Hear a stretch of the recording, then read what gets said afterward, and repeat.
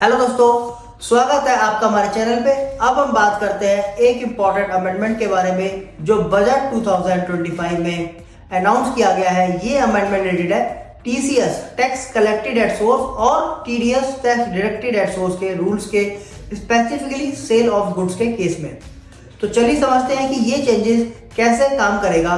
तो पहले सेक्शन 206 सी sub section 1H में कहता था कि अगर कोई सेलर किसी भी गुड्स का 50 लाख या उससे ज्यादा का सेल करता है तो उसको 0.1% का टीसीएस कलेक्ट करना पड़ता था फ्रॉम द बायर। ये प्रोविजन था TCS tax collected at source का, जो सेलर को बायर से कलेक्ट करना पड़ता था।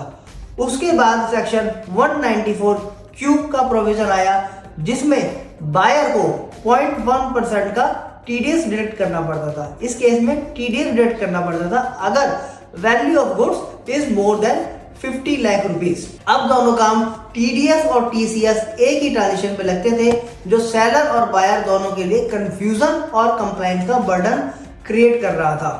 तो अब क्या होगा? तो बजट 2025 में एक इंपॉर्टेंट चेंज प्रपोज किया गया है। ये टीसीएस प्रोविजन जो सेलर को अप्लाई होता था, अब वो 1 अप्रैल 2025 से हटा दिया जाएगा। ये चेंजेस क्यों जरूरी थे? काफी रिप्रेजेंटेशन गवर्नमेंट को रिसीव हुए थे कि सेलर को ये चेक करना मुश्किल हो रहा था कि बायर ने टीडीएस डिडक्ट किया है या नहीं।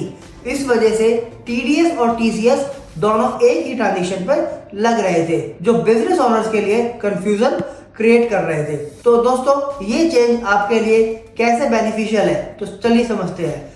ये चेंज बिजनेस कंप्लायंस को सिंप्लीफाई करेगा और डबल टैक्सेशन का जो इशू था टीडीएस और टीसीएस का, अब वो हट जाएगा।